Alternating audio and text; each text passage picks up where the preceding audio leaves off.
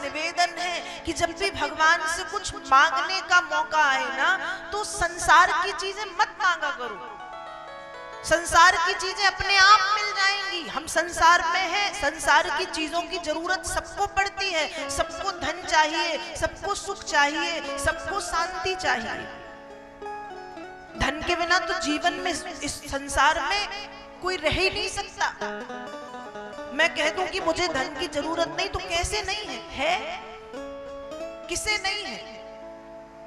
धन की जरूरत सबको है, परिवार के लिए, बच्चों के लिए, पढ़ाई के लिए, भोजन के लिए, तीर्थ यात्रा के लिए। यदि हमको परोपकार भी करना है, यदि हमको कोई अच्छा काम भी करना है, तो उसके लिए धन की जरूरत है। लेकिन ये मांगो मत भगवान से। भगवान से सिर्फ उनकी भक्ति मांगो। भगवान से सिर्फ ये संसार की चीजें, जब भक्ति आएगी तो ये अपने आप आएंगी पीछे पीछे। ये अपने आप आएंगी पीछे पीछे। वृंदावन के एक संत हैं श्री प्रेमानंद जी महाराज जी, आजकल बड़े प्रसिद्ध हैं और बड़ा सुंदर भाव राधा रानी के प्रति उनका रहता है। उनसे किसी ने पूछा कि क्या राधा नाम धन देगा? उन्होंने उत्तर दिया, राधा नाम केवल धन नहीं देगा, इतना देगा कि तुम दूसरों को धन देने लगोगे, इतनी कृपा कर देगा राधा नाम। मेरा आपसे निवेदन है कि भगवान के सामने बैठ के यदि हम ये तुच्छ सी चीजें मांगे, धन मांगे, संपत्ति मांगे, सुख मांगे, तो हम तो पागल ठहरे ना। ये सुख, शांति, ये धन, ये भगवान खुद देंगे। उनसे उनकी भक्ति मांग के देखो। और मैंने आपसे कल भी कहा था कि जब भक्त भक्ति करता है तो भक्ति मार्ग में बाधाएं बड़ी आती हैं और भक्ति मार्ग में परीक्षा भी होती है।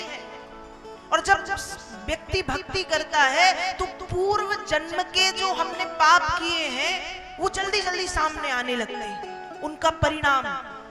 क्यों? इसलिए कि अभी हम भक्ति मार्ग के पथिक बने हैं। जब भक्ति कर रहे तो उन पापों को हम जल्दी से समाप्त कर देंगे, जला देंगे, हमारी भक्ति से वो जल्दी जल जाएंगे। तो सुख दुख जो जीवन में आता है वो प्रारब्ध के, पूर्व जन्म के कर्मों के कारण आता है। सुख दुख को देख करके भक्ति से दूर मत हो, भक्ति से दूरी मत बनाओ, भक्ति बढ़ाओ।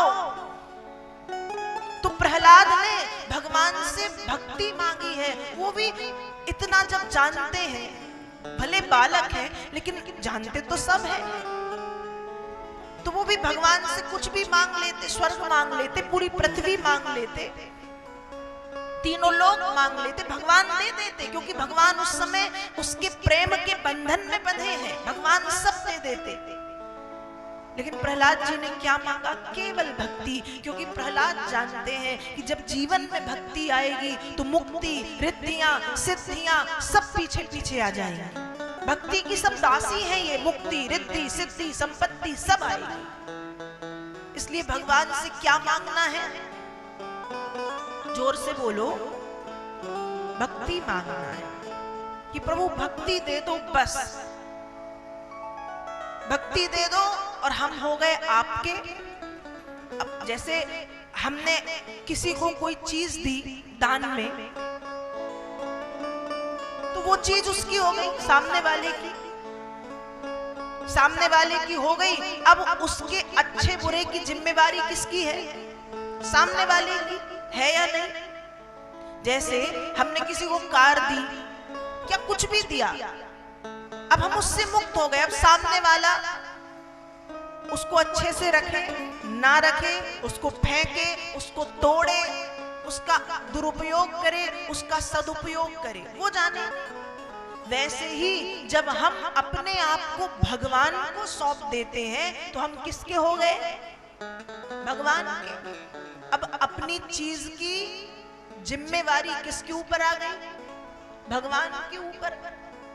अब वो खुद संभाल के रखेंगे कि भैया ये मेरा है, ये मेरा है, इसको, इसका ध्यान किसको रखना है? मुझे रखना है।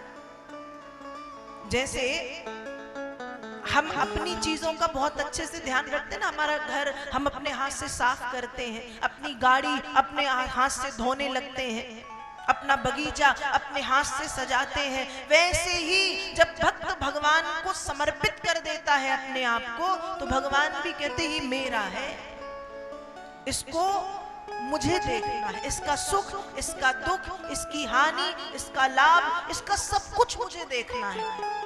तो भक्तों को क्या करना चाहिए? एक तो भगवान से भक्ति मांगनी है और कुछ नहीं मांगना। बिल्कुल मत कहो कि बीमारी दूर कर दो, दुख दूर कर दो, ऐसा कर दो, वैसा। अरे उनके हो गए, वो जाने। बीमार रहेंगे तो उनके हैं, दुखी रहेंगे तो उनके हैं, सुखी रहेंगे तो उनके हैं।